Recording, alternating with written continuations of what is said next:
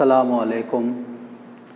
धोरण 10 विषय विज्ञान प्रकरण नंबर 1 रासायणिक प्रक्रियाओं અને રાસાયણિક પ્રક્રિયાઓનું સમતોલન એના ભાગ 3માં આપ તમામ વિદ્યાર્થીઓનું હાર્દિક સ્વાગત કરું છું। વિદ્યાર્થી મિત્રો, લેક્ચર નંબર 2માં આપણે રાસાયણિક પ્રક્રિયા સમતોલિત હોય અને રાસાયણિક પ્રક્રિયા સમતોલિત ન હોય તેની વ્યાખ્યા અને એક કે બે ઉદાહરણ આપ્યા હતા। પ્રક્રિયક કોને કહેવાય, પ્રક્રિયકો વચ્ચે પ્રક્રિયા થાય તો શું ઉત્પન્ન થાય અને રાસાયણિક પ્રક્રિયા કેવી રીતે લખવામાં આવે અને તેના જુદા જુદા સંકેતો કેવા હોઈ શકે તેની વાત કરી હતી। આજે આપણે રાસાયણિક પ્રક્રિયા લખીએ ત્યારે જો તે સમતોલિત ના હોય તો સમતોલિત કરવા માટે કયા મુદ્દા ધ્યાનમાં લેવા, તો વિદ્યાર્થી મિત્રો આપણે થોડું પુનરાવર્તન કરીએ કે એના કયા કયા સોપાન છે અને પુનરાવર્તન કર્યા બાદ હું ગ્રીન બોર્ડ ઉપર કેટલાક ઉદાહરણ લઈ અને સમજાવીશ કે રાસાયણિક પ્રક્રિયા સમતોલિત છે અથવા નથી અને જો સમતોલિત ન હોય તો તેને સમતોલિત કરવા માટે કયા પ્રકારે આપણે આગળ જવાનું છે। તો નંબર 1, રાસાયણિક પ્રક્રિયાને સમતોલિત કરવા માટે સૌ પ્રથમ તો આપણે એ જોઈ લેવાનું કે પ્રક્રિયકો અને નિપજોમાં કંઈ ખૂટે છે। આપણે પ્રક્રિયકો અને નિપજોને અલગ અલગ કરી દરેકની ફરતે આપણે ચોરસ બનાવીએ છીએ। ત્યારબાદ સોપાન 2માં આપણે રાસાયણિક પ્રક્રિયામાં હાજર રહેલા તત્વોના પરમાણુઓની જે સંખ્યા છે એ સંખ્યાની યાદી બનાવીએ કે આપણે બતાવીએ કે ભાઈ હાઇડ્રોજન છે, ઓક્સિજન છે, ફેરિક છે, શું છે। નંબર 3, સૌથી વધુ પરમાણુ ધરાવતા સંયોજનના સમતોલનની આપણે શરૂઆત કરીશું અને આપણે દરેક બાજુએ પરમાણુઓની સંખ્યા સમાન કરવા માટે પ્રક્રિયામાં ભાગ લેતા પ્રક્રિયકો કે ઉત્પન્ન થતા નિપજોના તત્વોના જે સૂત્રો છે એ આપણે બદલતા નથી। હવે સોપાન 4માં આપણે શું કરીશું કે જ્યારે પરમાણુઓ સમતોલિત ન હોય તો આપણે સમતોલિત કરવા માટે પ્રક્રિયકો અને નિપજોમાં જે તેમાં રહેલા તત્વો છે એ તત્વોની જે સંખ્યા છે એ સંખ્યાને આધારે આપણે કોઈ એક સંખ્યા વડે ગુણાકાર કરવાથી બંને બાજુ સમતોલન થાય છે કે કેમ તે આપણે જોઈશું। અને જો કોઈ તત્વ અથવા તો સંયોજન સમતોલિત થયા વગરનું રહી ગયું હોય તો સોપાન 5માં આપણે બંને બાજુએ બેલેન્સ છે કે નહીં તેના માટે તે સંખ્યા વડે ગુણાકાર કરી બંને બાજુએ સમતોલન થાય તે જોઈશું। અને અંતમાં આપણે બતાવીશું કે રાસાયણિક પ્રક્રિયા જે છે તેમાં પ્રક્રિયકો ચોક્કસ છે એટલે કે ચોક્કસ અણુસૂત્ર ધરાવે છે અને રાસાયણિક પ્રક્રિયા પૂર્ણ થઈ ગઈ છે તો નિપજો જે પ્રાપ્ત થાય છે તે પણ ચોક્કસ પ્રકારનું અણુસૂત્ર ધરાવે છે। આપણે આપણી રીતે કોઈ પણ સંયોજન કે મિશ્રણ ત્યાં જાતે ને જાતે મૂકી શકતા નથી અને આપણે એ પણ જોઈશું કે બંને બાજુએ જે પરમાણુઓ રહેલા છે તે પરમાણુઓ સમાન સંખ્યામાં છે કે નહીં। તો આપણે શરૂઆત કરીએ છીએ કે આપણે પાઠ્યપુસ્તકમાં એવા 4 થી 5 ઉદાહરણો આપેલા છે જેમાં નંબર 1 છે, નંબર 1 HNO3 વત્તા CaOH twice to this replies to CaNO3 to plus H2O। તો હવે આપણે જોઈશું કે આ એક રાસાયણિક પ્રક્રિયા છે, બરાબર। કે જેમાં આ પ્રક્રિયકો છે બે છે, HNO3 છે, બરાબર, હાઇડ્રોજન નાઇટ્રેટ, કેલ્શિયમ હાઇડ્રોક્સાઇડ અને કેલ્શિયમ નાઇટ્રેટ અને પાણી ઉત્પન્ન થાય છે. આપણે જોઈશું તો ડાબી બાજુએ આપણને પ્રક્રિયકો મૂકેલા છે, જમણી બાજુએ નિપજો પ્રાપ્ત થાય છે.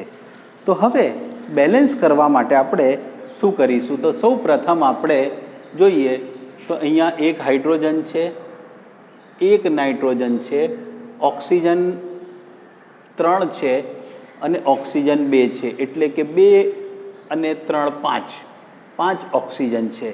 કેલ્શિયમ 1 છે અને હાઇડ્રોજન 2 છે. જ્યારે આપણે વિચારીએ તો હાઇડ્રોજન ટોટલ આપણી પાસે 3 હાઇડ્રોજન છે, બરાબર. ઓક્સિજન આપણી પાસે 5 છે, 5 ઓક્સિજન છે અને કેલ્શિયમ 1 છે, કેલ્શિયમ 1 છે તથા નાઇટ્રોજન પણ 1 છે, 1 પરમાણુ છે. તો હવે બેલેન્સ કરવા માટે આપણે શું કરી શકીએ? તો બેલેન્સ કરવા માટે આપણે વિચારીએ તો આ બાજુએ કેલ્શિયમ 1 જ છે જે આ બાજુ છે, એટલે કેલ્શિયમનો કોઈ પ્રશ્ન રહેતો નથી. જ્યારે વિચારીએ જમણી બાજુએ તો હાઇડ્રોજન 2 છે, જ્યારે આપણે હાઇડ્રોજન અહીંયા 3 છે. એનો મતલબ એ છે કે આ રાસાયણિક સમીકરણ બેલેન્સ નથી. તો આપણે એવું શું કરી શકીએ કે જેથી આ રાસાયણિક સમીકરણ બેલેન્સ થાય? બીજો વિચાર કરીએ તો 2 તારી 6 ઓક્સિજન અને 1 ઓક્સિજન, એટલે કુલ 7 ઓક્સિજન છે, જ્યારે અહીંયા 5 છે. એનો મતલબ કે 2 ઓક્સિજન ખૂટે છે. હાઇડ્રોજનની વાત કરીએ તો મેં કીધું તેમ 2 અને 2 4, એટલે એનો મતલબ એ છે કે હાઇડ્રોજનની સંખ્યામાં પણ તફાવત જોવા મળે છે. તો આપણે આ બાજુ 1 H છે તો આ 1 H અને આ 2 ને 1 3. જ્યારે અહીં જોઈએ આપણે તો અહીંયા 2 છે, એનો મતલબ કે અહીંયા આપણે એને બેલેન્સ કરવું જોઈએ. તો હવે આપણે એવું શું કરી શકીએ કે જેથી બંને બાજુએ એ રાસાયણિક સમીકરણ સમતોલિત થાય? તો આપણે એને લખીશું 2HNO3 પ્લસ CaOH ટ્વાઇસ, જેથી CaNO3 ટ્વાઇસ પ્લસ 2H2O. વિદ્યાર્થી મિત્રો, આપણે જોઈશું તો હવે આ રાસાયણિક સમીકરણ બેલેન્સ હોય તેવું લાગે છે. એ કેવી રીતે બન્યું? તો આપણે જોઈશું તો અહીંયા સ્ટાર્ટિંગમાં પ્રક્રિયકોમાં 2 હાઇડ્રોજન છે, તો હાઇડ્રોજનની સંખ્યા અહીંયા 2 થઈ, વત્તા હાઇડ્રોજન 2 છે, 2 વત્તા 2 એટલે 4. આપણે વિચારીએ તો અહીંયા હાઇડ્રોજન પરમાણુ જે છે એ 2 દુ 4, એટલે હાઇડ્રોજન ટોટલ 4 છે. આ બાજુ 4 અને આ બાજુ 4. ત્યારબાદ 2 નાઇટ્રોજનની સંખ્યા 2 છે, બરાબર. અને આપણે જોઈએ આ બાજુ તો નાઇટ્રોજન નિપજોમાં પણ 2 છે, એટલે આ બેલેન્સ છે નાઇટ્રોજનની દૃષ્ટિએ. ઓક્સિજનની વાત કરીએ તો 2 ગુણ્યા 3 બરાબર 6, પછી વત્તા ઓક્સિજન અહીંયા 2 છે, કેલ્શિયમ હાઇડ્રોક્સાઇડમાં 2 છે, તો 6 ને 2, 6 વત્તા 2 તો 6 ને 2 8 થાય. હવે આ બાજુ જોઈએ, જમણી બાજુ જોઈએ તો આપણને ઓક્સિજન 3 ગુણ્યા 2 બરાબર 6 વત્તા 2 ઓક્સિજન, 6 ને 2 8, તો 8 થઈ ગયા. 8 ઓક્સિજન ડાબી બાજુએ અને 8 ઓક્સિજન જમણી બાજુએ છે. ત્યારબાદ જોઈશું આપણે કેલ્શિયમ. તો કેલ્શિયમનો કોઈ પ્રશ્ન નથી, ડાબી બાજુએ 1 છે, તે જ રીતે કેલ્શિયમ જમણી બાજુએ 1 છે. તો હવે આ રાસાયણિક સમીકરણ ગણિતની દૃષ્ટિએ બંને બાજુએ સમતોલિત છે તેમ કહી શકાય. તો શરૂઆત કરીએ આપણે ફરીથી સમજવાની કે રાસાયણિક સમીકરણ સંતુલિત થવા માટે શું થવું જોઈએ? તો પહેલાં તો એ જુઓ કે પ્રક્રિયકો કેટલા છે, ત્યારબાદ એ જુઓ નિપજો કેટલી છે. તો અહીંયા 2 પ્રક્રિયકો છે, 2 નિપજો છે. ત્યારબાદ દરેકે દરેક જે પ્રક્રિયકો છે એમાં રહેલ દરેક તત્વના પરમાણુઓની સંખ્યા જુઓ. ડાબી બાજુએ સરવાળો કરો, જમણી બાજુએ સરવાળો કરો. તો ડાબી બાજુએ આપણે જોઈશું તો હાઇડ્રોજન 1 ને 2 3 છે, જ્યારે અહીંયા 2 છે. એનો મતલબ કે આ સમીકરણ બેલેન્સ નથી. કેલ્શિયમ 1 છે, બીજી બાજુએ 2 છે. નાઇટ્રોજન 1 છે, નાઇટ્રોજન પેલી બાજુએ 2 છે. એનો અર્થ એ છે કે નાઇટ્રોજન બેલેન્સ નથી. તો આપણે એવી સંખ્યા પસંદ કરો કે જેથી નાઇટ્રોજન, હાઇડ્રોજન, ઓક્સિજન અને કેલ્શિયમ આ ચારે ચાર જે તત્વો છે તેના પરમાણુઓની સંખ્યા ડાબી બાજુ અને જમણી બાજુ સરખી થઈ જાય. તો આપણે ધ્યાનથી જોઈએ તો HNO જે 3 છે, HNO3 ની આગળ આપણે 2 લખીએ છીએ અને કેલ્શિયમ હાઇડ્રોક્સાઇડ જે છે તેમાં કોઈ ફેરફાર નથી કરતા, જેથી જમણી બાજુએ કેલ્શિયમ નાઇટ્રેટ જે છે એમાં બી કોઈ ફેરફાર થતો નથી.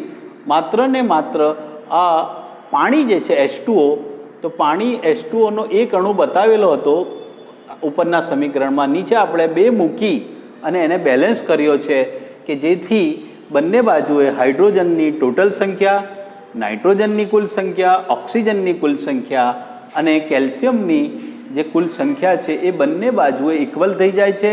અને જે પ્રક્રિયકો છે તેમાંથી બનતી નિપજો પણ અર્થપૂર્ણ છે, એટલે કે ચોક્કસપણે એનું અસ્તિત્વ છે. અણુસૂત્ર જે આપણે દર્શાવ્યા છે એ અણુસૂત્ર પણ જેને કહેવાય તો ખરેખર એ મિશ્રણ કે સંયોજન કે તત્વ છે. એટલે આપણે ખાલી એવી સંખ્યા નથી મૂકતા કે જે સંખ્યા મૂકવાથી બેલેન્સ થઈ જાય અને ખરેખર એ તત્વ, સંયોજન કે મિશ્રણનું કોઈ અસ્તિત્વ ના હોય. તો આ એક ઉદાહરણ થયું. આપણે ઉદાહરણ નંબર 2 લઈશું, જે આપણી એક્સરસાઇઝમાં છે કે NaOH સોડિયમ હાઇડ્રોક્સાઇડ વત્તા sulphuric acid H2SO4, this replies to Na2SO4 plus H2. તો હવે વિચારીએ કે સોડિયમ 1 છે, સોડિયમ 2 છે, ઓક્સિજન 1 ને 4 5 છે, 4 છે એનો મતલબ 1 ખૂટે છે. હાઇડ્રોજનની વાત કરીએ તો 1 ને 2 3, જ્યારે અહીંયા 2 છે એનો મતલબ 1 ખૂટે છે. સલ્ફર ડાબી બાજુ 1 છે, જમણી બાજુ 1 છે, એટલે સલ્ફરનો કોઈ પ્રશ્ન રહેતો નથી. તો હવે આપણે આ રાસાયણિક સમીકરણને બેલેન્સ કરવું હોય તો, સમતોલિત કરવું હોય તો શું કરીશું? તો આપણે આવું વિચારીએ કે 2NaOH વત્તા H2SO4, this replies to Na2SO4 વત્તા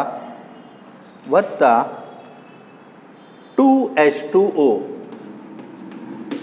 આપણે જોઈએ તો આમાં આપણે એટલે ઉપર H2O હતો તો સોડિયમ હાઇડ્રોક્સાઇડ સલ્ફ્યુરિક એસિડ સાથે રાસાયણિક પ્રક્રિયા અનુભવી સોડિયમ સલ્ફેટ અને પાણી બનાવે છે. તો અહીંયા આપણે વિચારીએ કે સોડિયમ 1 છે, જ્યારે પેલી બાજુ 2 છે, તો આપણે 2 વડે ગુણાકાર કર્યો. તો હવે આપણે સોડિયમની ગણતરી કરીએ તો આપણે આ ડાબી બાજુ લખીએ સોડિયમ 2 છે, જમણી બાજુએ સોડિયમ 2 થઈ જાય છે. આપણે હાઇડ્રોજનની ગણતરી કરીએ તો હાઇડ્રોજન આપણે આ બાજુ સમતોલિત સમીકરણની વાત કરીએ છીએ તો 2 વત્તા 2 ને 2 4. હવે હાઇડ્રોજન જમણી બાજુએ જોઈએ તો 2 દુ 4, 2 ગુણ્યા 2 બરાબર 4 થઈ જાય છે.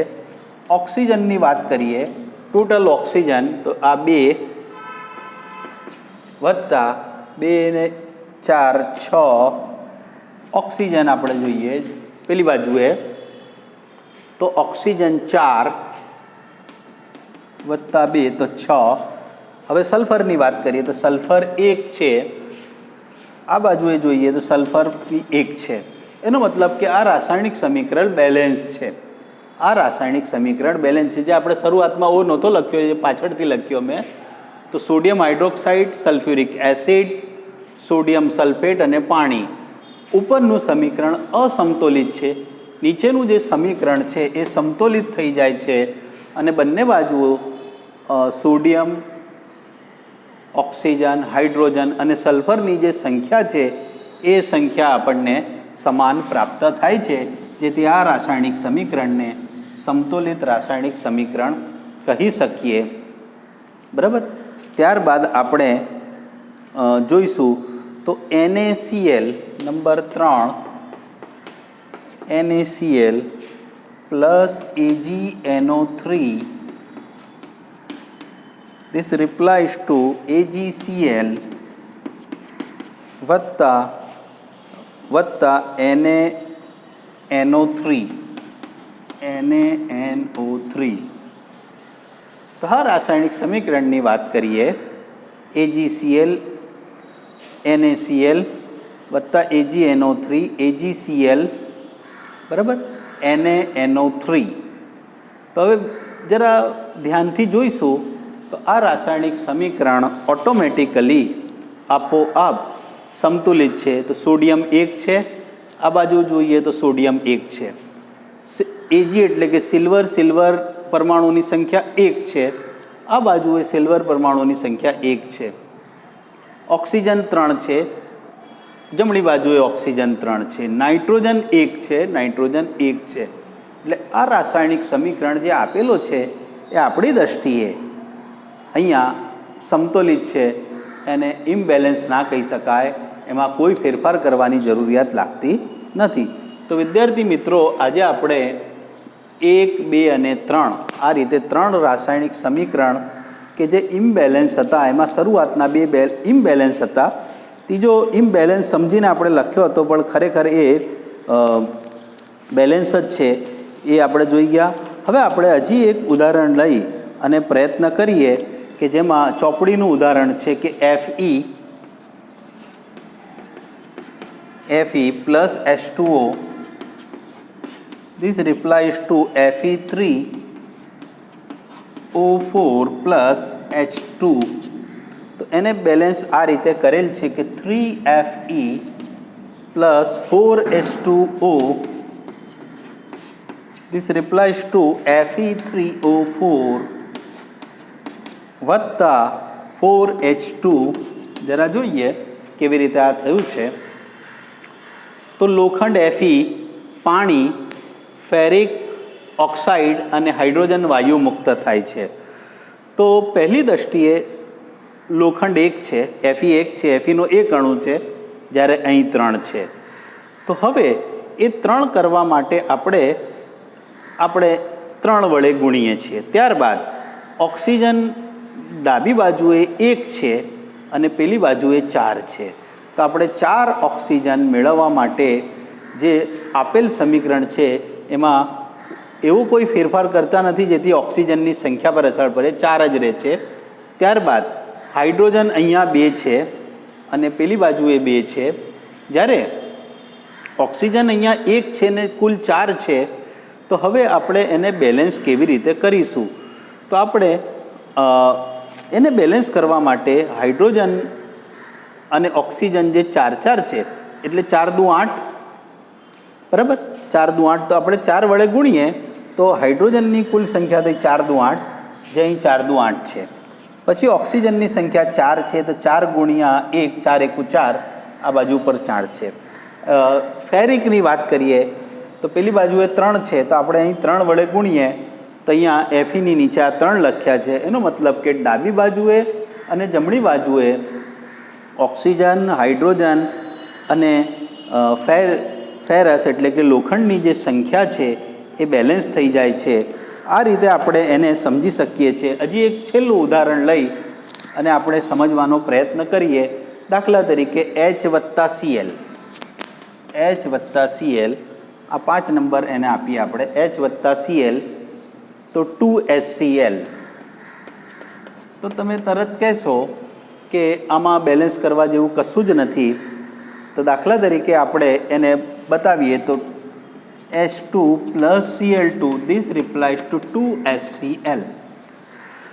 ઉપરનું સમીકરણ બેલેન્સ નથી, કારણ કે ડાબી બાજુએ અને જમણી બાજુએ પરમાણુઓની સંખ્યામાં તફાવત જોવા મળે છે. તો એને બેલેન્સ કેવી રીતે કરવું? તો હાઇડ્રોજન 2 છે, ક્લોરિન પણ 2 છે, તો આપણે Hના બદલે H2 લખીએ, Clની જગ્યાએ Cl2 લખીએ, તો 2HCl હાઇડ્રોક્લોરિક એસિડ જે એસિડ છે એ પ્રાપ્ત થાય છે. તો આપેલ સમીકરણ રાસાયણિક સમીકરણ જે છે એ સમતોલિત રાસાયણિક સમીકરણ કહેવાય, જે શરૂઆતમાં ઇમ્બેલેન્સ હતું અને આપણે એવી કોઈ સંખ્યા વડે ગુણાકાર કરી બંને બાજુએ તત્વોની જે સંખ્યા છે તે અને તત્વોના પરમાણુઓની સંખ્યા, એટલે કે તત્વ પણ રહેવું જોઈએ અને પરમાણુઓની સંખ્યા બંને બાજુએ સમાન થવી જોઈએ. એ આપણે કેવી રીતે કરી શકીએ તેના કેટલાક ઉદાહરણ જોયા. વિદ્યાર્થી મિત્રો, આ લેક્ચર નંબર 3માં રાસાયણિક સમીકરણ સમતોલિત કરવા માટેના જરૂરી જે પગલાં છે એ પગલાં કેવી રીતે લઈ શકાય એ વધારે સારી રીતે ટેક્સ્ટબુકમાં આપેલ છે, જેને આપણે ગઈ વખતે સમજી ગયા હતા, જેને આપણે કેટલાક ઉદાહરણ એ વખતે આપ્યા હતા, અને આ વખતે રાસાયણિક પ્રક્રિયાઓને બોર્ડ ઉપર લખી અને કેવી રીતે ડાબી બાજુએ અને જમણી બાજુએ તે સંખ્યા બેલેન્સ કરવી એ પણ આપણે બહુ સારી રીતે અહીંયા સમજાવવાનો પ્રયત્ન કરેલ છે. છતાં પણ કોઈ વિદ્યાર્થીને પ્રશ્ન હોય તો તે વિદ્યાર્થી ઓનલાઈન પૂછી શકે છે, અથવા તો પર્સનલી મેસેજ કરીને એનો ઉકેલ કેવી રીતે મેળવી શકાય અને એને બેલેન્સ ન થતું હોય તો એના માટે કેવી પદ્ધતિ અપનાવીએ કે જેથી રાસાયણિક સમીકરણ બેલેન્સ થઈ જાય, તે વિદ્યાર્થી ચોક્કસપણે પ્રશ્નો પૂછશે તો શિક્ષકોને ગમશે. હવે પછીના લેક્ચરમાં આપણે રાસાયણિક પ્રક્રિયાઓના પ્રકાર કયા છે અને તેની વ્યાખ્યા તથા તેના જરૂરી ઉદાહરણો જે ટેક્સ્ટબુકમાં કેટલીક જગ્યાએ આપણે સમજી અને એને લખી તથા જરૂરી ઉદાહરણો આપી અને સમજવાનો પ્રયત્ન કરીશું. Thank you very much.